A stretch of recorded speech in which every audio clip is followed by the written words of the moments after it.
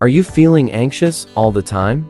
Anxiety is almost ubiquitous and one of the common maladies of modern life. When you open up social media, you may see that your friends have bought a new house, but you're still renting a room. Many of your friends are married with children, but you're still single. Younger people than you are either successful in their careers or have become bosses, while you are still doing a job you don't like. Every time you think about making a change, there seems to be an invisible wall in front of you that stops you. You have the ideas to make a change, but still, you haven't taken any action yet. Do you ever wonder why we tend to think too much and do too little? Well, today, we will discuss the 3 main reasons why we often overthink, but hesitate to start our tasks. The first reason: information overload. Many people have ideas and thoughts, but they are always unable to implement them. The reason is that there is too much information and too many choices, which makes them unable to find a way out. Let's take the most popular money-making methods as an example. When you see your friend doing dropshipping, you may think it is great, because in this business model, you don't need to store any goods. Meanwhile, you also discovered that your relative makes a considerable amount of income by live streaming sales. But being a YouTuber is not bad either. You get sponsored by brands and could earn money while sleeping. You're torn between these options back and forth, and you end up not doing anything at the end. Many encounter the same situation when investing in stocks. There are countless pieces of investment advice, and if you are interested in buying ABC stocks, you may find that it is worth buying after doing some research, but then you lack confidence and search for more information. Some experts say that you should buy ABC stocks, while others say you shouldn't. This leaves you even more confused. So, what should you do? Should you buy or not? To check if you are overwhelmed by information overload, you can ask yourself the following 3 questions. First, in the process of collecting and accepting information, do you have enough time to consider their value? If you don't have time to think about this information, it is likely for you to be overwhelmed by the flood of information. Second, have you calculated how much time you spend collecting data? If you spend 5 hours collecting information just to solve a problem that could be solved in 5 minutes, then the cost is too high because it seriously affects your judgment and efficiency. Third, have you reflected and evaluated the impact of this information on you after a period of time? Check the practical value of the information collected in the past, and see which ones are worth investing more time and energy to collect, and which ones can be abandoned. What modern people lack the most is not information, but an effective information classification system. The second reason why we overthink is the pursuit of perfection. Excessive pursuit of perfection will affect the efficiency of action. It is good to set high goals and have strict requirements for details, but sometimes not knowing how to compromise, spending a long time thinking about details, and failing to move forward can lead to inaction. For example, some inexperienced YouTubers are afraid to upload videos because their videos appeared to be a bit rough compared to those made by experts, due to a lack of high-quality equipment. However, as beginners, the focus at the beginning should be on the quality of content. They should not be paying too much attention to those details. Only after they have achieved a certain number of views and income should they consider buying better equipment. This is like a person with poor cooking skills could not make dishes that are highly praised, even with high-quality ingredients. Therefore, if you pursue perfectionism in everything, it will only create a lot of pressure for yourself and make you unable to do anything, as you will never take the first step. The third reason: procrastination.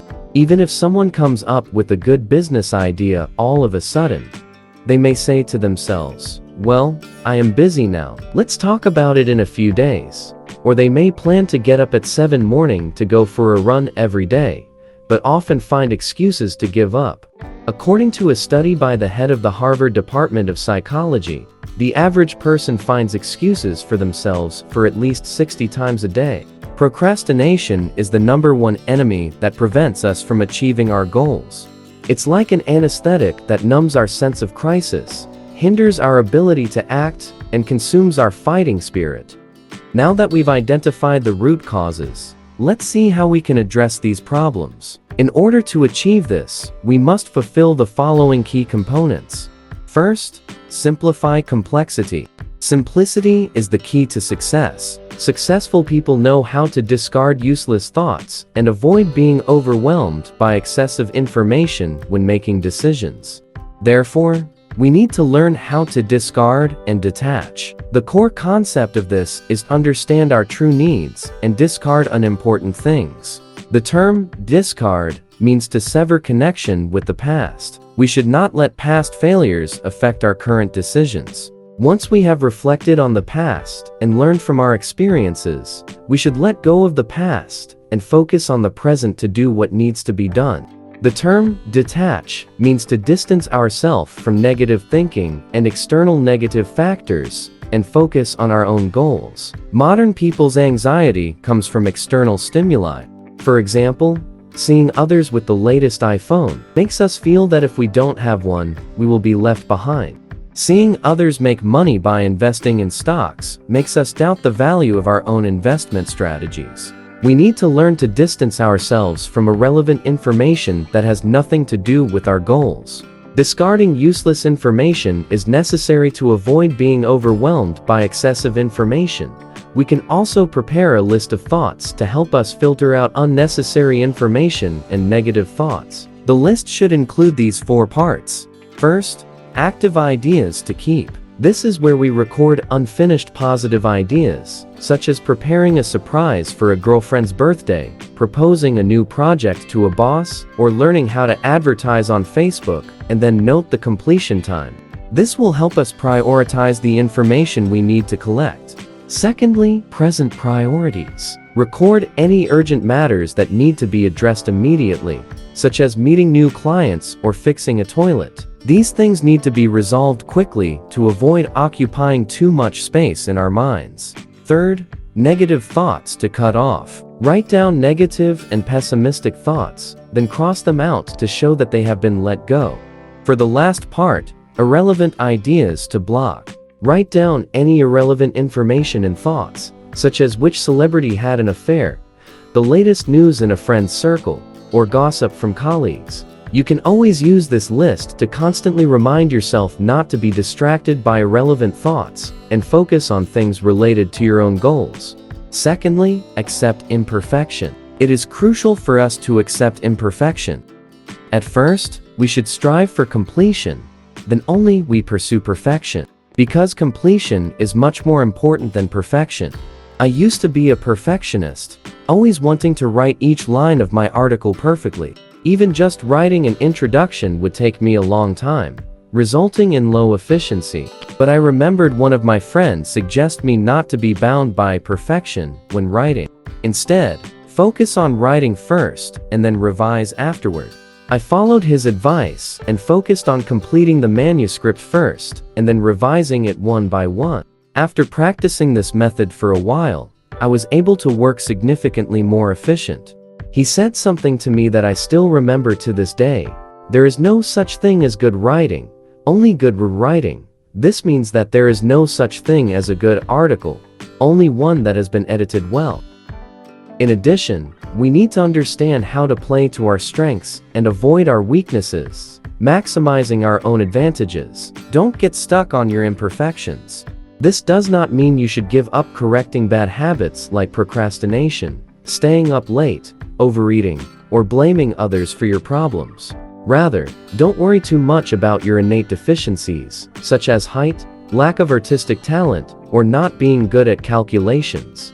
In short, if you are a fish, you don't need to learn how to climb a tree. Just swim faster than your natural predators. Accept your imperfections, focus your energy and time on your strengths, and don't try to become someone who can do everything, as this is unrealistic. For example, if you want to do online shopping and your greatest skill is copywriting, then focus on learning how to write explosive copy. Third, countdown method. To overcome procrastination, you can use the countdown method. Set a deadline and periodically ask yourself how much time is left to create a sense of urgency and push yourself to take action immediately. Instead of just asking yourself how much progress you've made, what percentage you've completed, or how long you've been working on it. A more effective way is to ask yourself how much time is left. This is because it reminds us that time is limited, and if we don't speed up, we won't be able to achieve our goals.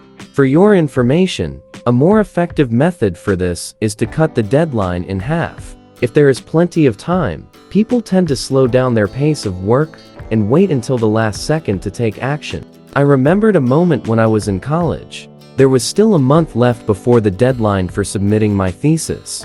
Other students would often wait until the last week to rush and get it done, but I would start by cutting the deadline in half, forcing myself to complete it within a week.